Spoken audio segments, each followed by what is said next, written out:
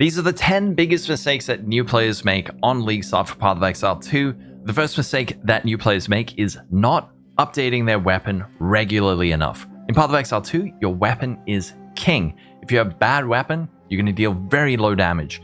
So what I recommend is checking vendors fairly regularly for new weapon upgrades. Let's just have a look here. This is a low level stuff. You can see the base physical damage is 7 to 12. At level 11, this Gothic quarterstaff suddenly becomes available.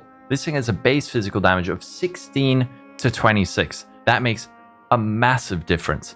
On top of that, any modifiers that roll on the staff or weapon that you get will multiply these base values. So for example, this one has increased physical damage, so that increases at the top there. You see the physical damage went up.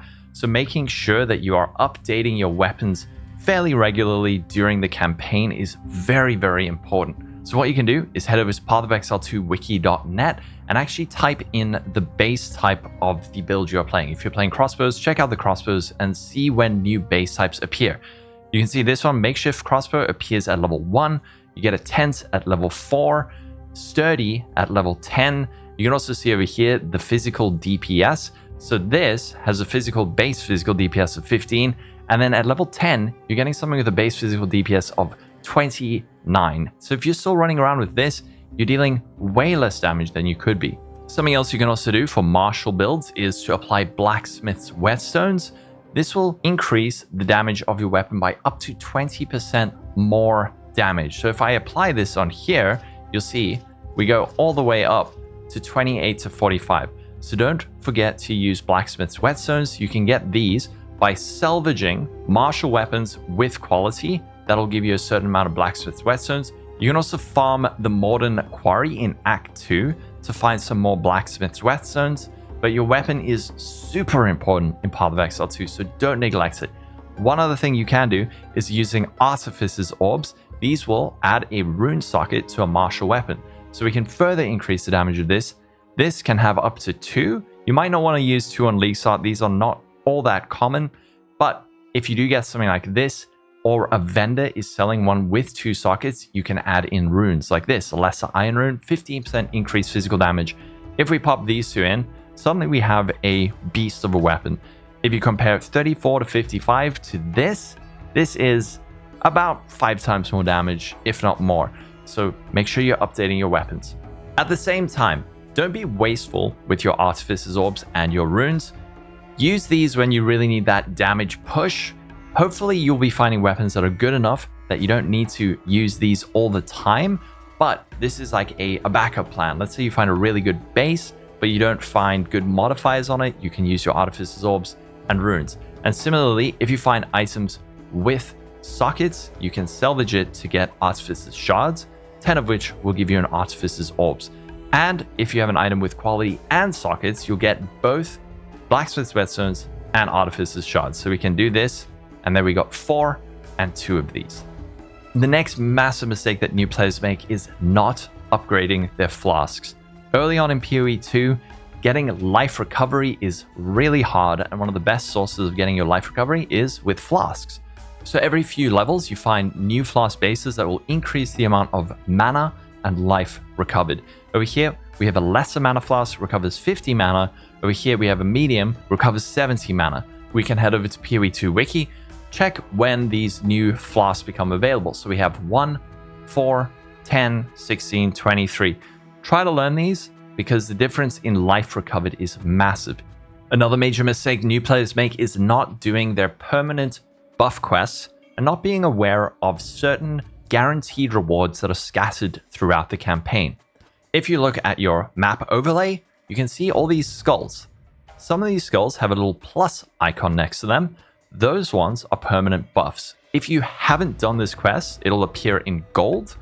That means there's a permanent buff there and you need to go do that quest to collect that reward. Over here, we get King in the Mist, 30 Spirit. If you're missing these, you are missing out on a lot of power. There are 24 passive skill points spread out through the campaign, a whole lot of spirit, lots of hidden support gems, and other permanent buffs that are going to massively increase your power. But if you want to take it a step further, I have this guide up on Mobalytics where you can see a list of all permanent buffs that you get throughout the campaign. But more than that, also the rewards that you get and hidden bonuses that are listed throughout the campaign. So things like uncut skill gems and support gems, these are really important early on, getting new uncut skill gem levels, which can unlock new skills. And then further down, things like guaranteed artificers orbs, which can improve the damage on your weapon. And even further down in Act 3, you can get guaranteed lesser jeweler's orbs, which will add a fourth link to one of your skills. Super important to have this. So this will be linked in the description, but make sure that you are doing as much of this as you can to increase your power as much as possible. Another mistake that new players make, especially on League Start, is just bad gold management. Gold is very important early on. It'll allow you to buy new upgrades from vendors, but a lot of people will waste a lot of their gold on gambling. Gambling, I like to think of as a last resort. Some people prefer to actually use it a bit more, but gambling, I tend to save as a last resort. If the items I'm finding are not good, if the vendors are not selling me items I need, and if the currency that I have to use on my items is not giving me good results, this is my final resort, gambling. But don't go here, just blow all your currency. You can get lucky, of course, but it is a gamble. Whereas you could check a vendor, see maybe there's a really cool base like this. Something like this could be a massive upgrade for a lot of players. So first check your vendors, try not to waste all your gold on everything that you might not actually need. Another mistake new players make is wasting their currency on items that probably don't deserve to have currency wasted on it. Early on, you're going to be finding lots of orbs of transmutation, you're going to be finding orbs of augmentation, and then more rarely, you'll be finding your regal orbs and exalted orbs. These are fairly common, and I would say are fairly safe to use on most pieces of gear. However, regal orbs are much less common and should not be wasted. Same with exalted orbs. These are very uncommon and shouldn't be wasted. Something like this, you could go something, let's gamble and see if we get something good here. Oh, well, we didn't get life, but what if we use a regal orb? Oh, we didn't get it. Let's use an exalted orb, 11 life. Don't be flippant with your currency. Rather, what I recommend is save your currency for weapons early on. So something like this might be good where you go, okay, I'm going to use an org. This thing has a decent amount of damage. Let's see if we can get a bit more damage. There's a bit more physical damage. And first, test your weapon, see if it's good enough. If you need to slam it, you can, but preferably save your big rare currency items for your weapons. Another currency item that is quite uncommon but very useful early on is an Orb of Alchemy. It upgrades a normal item to a rare item with 4 modifiers. This I highly recommend saving for weapon upgrades. Let's say you are level 22 and you know that you're getting a new base type weapon in a couple of levels. You can save your Orb of Alchemy for that rather than using it on a low tier base. One other problem facing newer players is making sure their resistances and defenses are in a good state throughout the campaign. Early on, you should be focusing on getting your resistances higher, up to a maximum of 75, and then also updating your flasks. That should at least get you through the first few acts very comfortably. Then if you're following a build guide, make sure to follow that, see what kind of defensive layers they're talking about, but resistances, super important. In Act 1, you're primarily going to be looking for cold resistance. Geonor, the final act boss of Act 1, deals heavy cold damage. You can get that on different base types, like a sapphire ring has inherent cold resistance. Moving on into Act 2. At the start of Act 2, first thing you're going to want to get is some fire resistance. There is a boss in the Modern Mine that deals very heavy fire damage, so being prepared and having some fire resistance there is really good. After that, the rest of Act 2 is going to be a lot of lightning damage, so trying to keep a lookout for lightning resistance on gear will matter.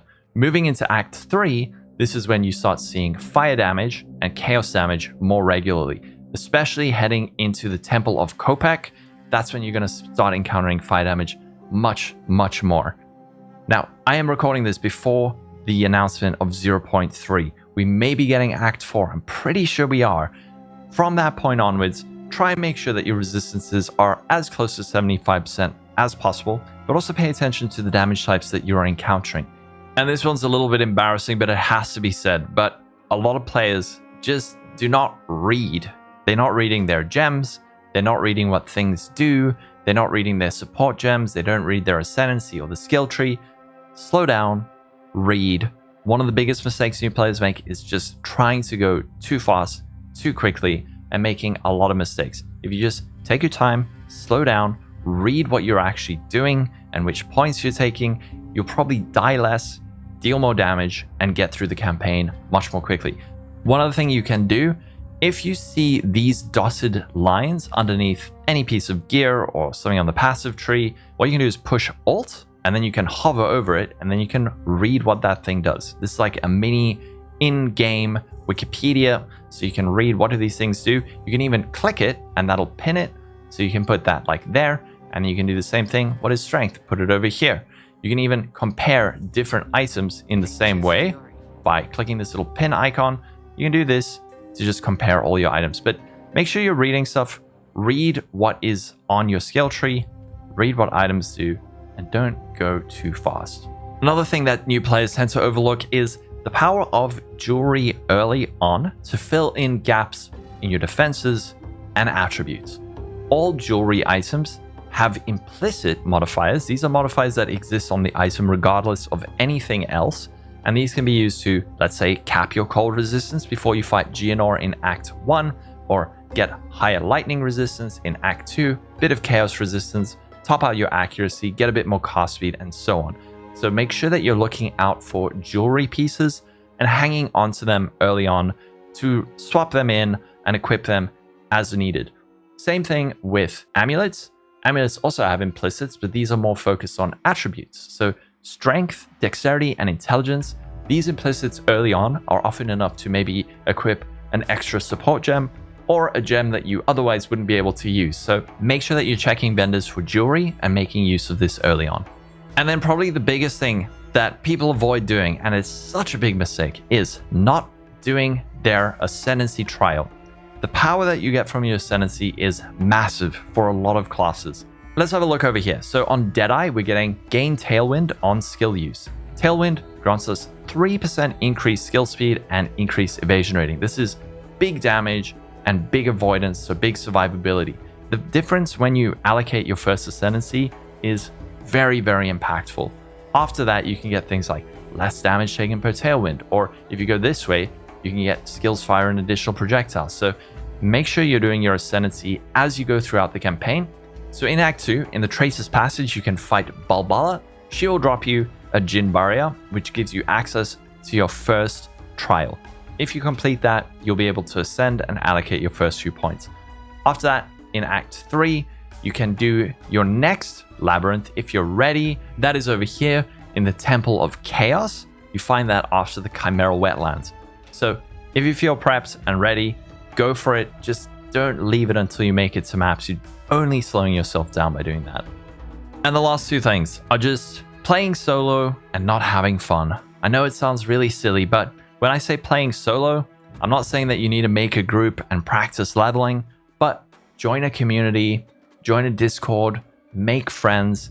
Those people, especially more experienced players, will help you get better at this game.